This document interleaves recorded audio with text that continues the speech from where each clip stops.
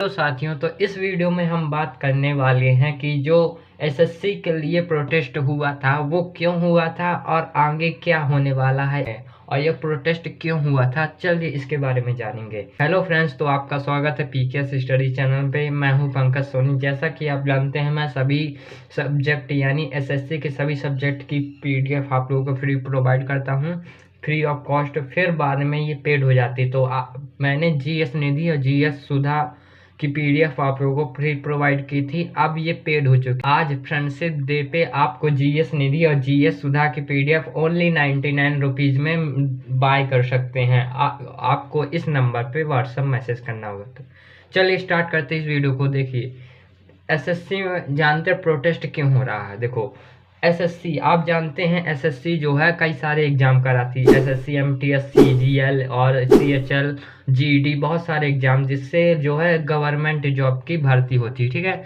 तो एसएससी जो एग्जाम कराती है वो एग्जाम खुद नहीं कराती, वो किसी थर्ड पार्टी को वेंडर दे देती है, टेंडर दे देती है कि आप ये एग्जाम कराओ, हमको ये सब दो, मतलब कि रिजल्ट दो, हम बच्चों का चयन कर लेंगे बस। ठीक है, वो इसने थर्ड पार्टी को जो है वेंडर दे दिया। अब थर्ड पार्टी जो है करवाती है एग्जाम। थर्ड पार्टी कौन सी होती है? तो जैसे आप टीसीएस सुना होगा, टीसीएस, एडिक्यूटी और भी बहुत सारी कंपनी होती हैं। ठीक है, तो जो अभी तक एग्जाम कराती थी हमारा, वो कराती थी टीसीएस। ठीक है, 2024 तक जो टीसीएस एग्जाम कराती थी, तो उसमें जो एग्जाम होता था तो वो एग्जाम लगभग अच्छे से हो जाता था। पूरी तरह से ठीक से नहीं होता था क्योंकि उसमें भी कई सारे क्वेश्चन एरर में आते थे, लेकिन हाँ, एग्जाम अच्छे से, मतलब थोड़ा बहुत एडुकेटी की तुलना में थोड़ा अच्छे से हो जाता था। ठीक है, लेकिन इस साल जो टेंडर जो है एसएससी ने एडुकेटी तो दे दिया। ठीक है, अब एडुकेटी ने क्या किया है कि एडुकेटी जो है पहले से ही बदनाम है। क्यों? क्योंकि इसे 2020 में बैन कर दिया गया था।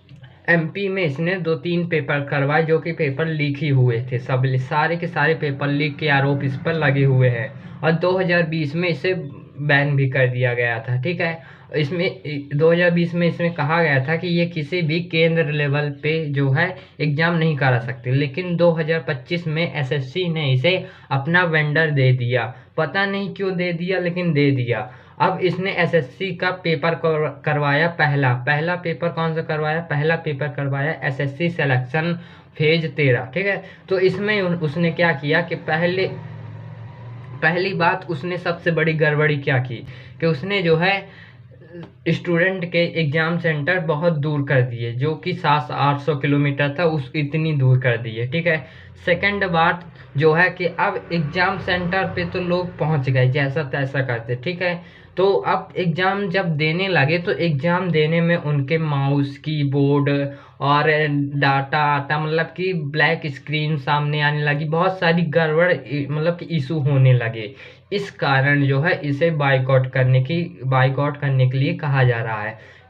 आप खुद सोचिए, जो कंपनी पहले से ही, मतलब कि जो संस्था पहले से ही बदनाम हो, उसको हम काम कैसे दे सकते हैं? वो भी कि इतने बड़े एसएससी एग्जाम का। अभी तो फेज 13 का उसने पेपर खराब किया है। अभी तो सीजीएल हो गया, एमटीएस हो गया, जिसमें लाखों बच्चे, मतलब कि अब पिछली बार एमटीएस में जो फॉर्म भरे गए थे, 60 लाख फॉर्म भरे गए थे। अब सोच, 60 लाख बच्चों का एग्जाम ये कैसे ले लेगा? जब सिलेक्शन फेज 13 के ये एग्जाम नहीं ले पाया तो उनका कैसे ले सकता है? मतलब वो पागल ही हो जाएगा।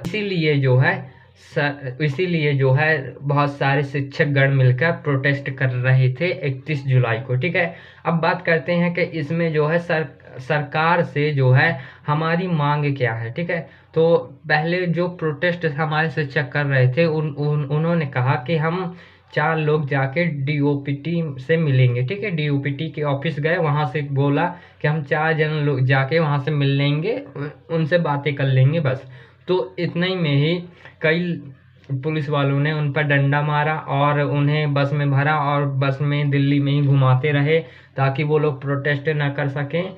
और भी बहुत सारी, आपने देखा होगा कि संजीव सर के जो मारा है तो उसमें उनके हाथ भी टूट गया है। ठीक है, और कई सारों सर पर जो है एफआईआर दर्ज हो चुकी है। नवीन सर पर भी एफआईआर दर्ज हो चुकी है। ठीक है, तो जो है सर लोगों की मांग क्या थी आइए जानते। तो सर लोगों की मांग बस हमारे सभी शिक्षकगण की मांग इतनी सी थी कि हमारी 6 मांगे ओनली थी, उनसे 6-7 मांगे थी, जिसमें से पहली मांग थी कि जो वेंडर है सही संस्था को दिया जाए, जिससे सही एग्जाम करवा सके और जिस पर जो है छात्रों का भरोसा हो, ठीक है। और एडुकेटी तो बैन किया जाए, क्योंकि ये पहले से ही बदनाम है, तो इसे अन्य एग्जाम देने का कोई अधिकार नहीं है, इसे बैन ही किया जाए, ठीक है।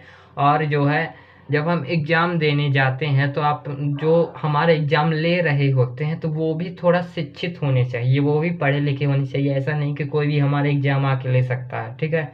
जो हम एग्ज़ाम देने जाएं तो वहाँ भी जो लोग हमारे एग्ज़ाम ले रहे हैं, वहाँ की संस्था जो है, स्टाफ जो है, वो भी पढ़ा लिखा होना चाहिए, ठीक है।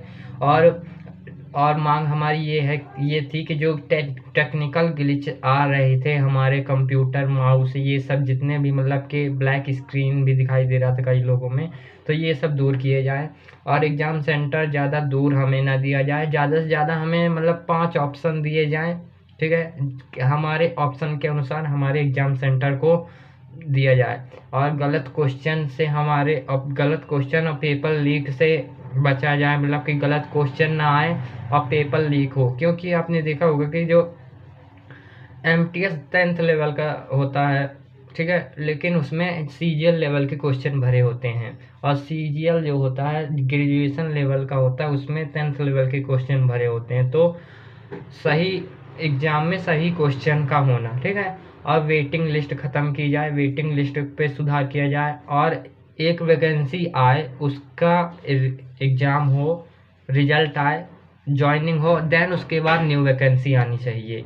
ऐसे सब लोगों की मांग है, ठीक है। आगे क्या होने वाला है कि जब प्रोटेस्ट कर रहे थे तो कुछ लोगों ने बोला कि 6 तारीख को आप प्रोटेस्ट कर सकते हैं 150 लोगों के साथ, ठीक है। तो अभिनय सर ने एक वीडियो डाली है जिसमें कहा है कि हम 150 लोग जो है प्रोटेस्ट करेंगे। उन्होंने इस प्रोटेस्ट यानी 6 अगस्त के प्रोटेस्ट में कई सारे राजनेता को इनवाइट किया है, और स्टूडेंट को अभी उन्होंने नहीं बुलाया। तो मेरी सलाह मानिएगा, ठीक है, क्योंकि आप ही का भला है, मेरी सलाह मान लीजिएगा कि जो है 6 तारीख को किसी को भी दिल्ली नहीं जाना, किसी स्टूडेंट को नहीं जाना। तो उनका समर्थन जरूर करना है। आप मोबाइल पे उनका वीडियो, मतलब कि अपडेट देखते रहिए, उनकी वीडियो में कमेंट कीजिए, ठीक है। और मतलब कि घर बैठे ही आप जितना समर्थन कर सकते हैं हमारे शिक्षकगण का, उनका उतना समर्थन जरूर करिए, ठीक है। और आगे अब 6 तारीख को ही पता चलेगा कि आगे क्या होता है। बाकी आप लोग चिंता मत कीजिए, छात्र शक्ति सबसे बड़ी शक्ति होती है। और अभी तो शिक्षकगण ही वहाँ गए हैं, लेकिन जब छात्र वहाँ जाएंगे तो वो उसे सरकार को बदलना ही पड़ेगा, ठीक है। सरकार को हमारी बात सुननी ही पड़ेगी, क्योंकि जिस दिन छात्र जाग गया ना, तो उस दिन कोई कुछ नहीं कर पाएगा, क्योंकि छात्र से बड़ी शक्ति कोई शक्ति नहीं है देश में मेरे हिसाब से। और हमारे नवीन सर जो हैं एक नंबर के इतने अच्छे सर हैं कि वो अपनी जान दे देंगे, लेकिन इसको चेंज करा कर रहेंगे। और मैं दिल से धन्यवाद करना चाहता हूँ सभी शिक्षक का, नवीन सर सहित सभी शिक्षक, अभिनय सर, गगन प्रताप सर, करियर के जितने भी शिक्षक हैं, हमारे अंकित भाटी सर, रोजगार के भी जितने शिक्षक हैं, सबका दिल से आभार प्रकट करना चाहता हूँ, ठीक है, कि उन्होंने जो है हमारी बातों को सरकार के सामने रखा, लाठी भी खाई। और इन्हीं में हमारी नीतू मैम भी थी, बहुत सारी मैम थी, लेकिन नीतू मैम ने सबसे आगे आकर हमारी मांगों को रखा। बस इस वीडियो में इतना ही। अब बात करेंगे, अब वीडियो आएगी 6 अगस्त को। 6 अगस्त को आपको अपडेट जरूर दूंगा। मिलते हैं नेक्स्ट वीडियो में। हंसते रहिए, पढ़ते रहिए। हंस तो नहीं सकते, लेकिन पढ़ते जरूर रहिए। लड़ाई या पढ़ाई दोनों होनी चाहिए, क्योंकि संजीव सर ने कहा था, ठीक।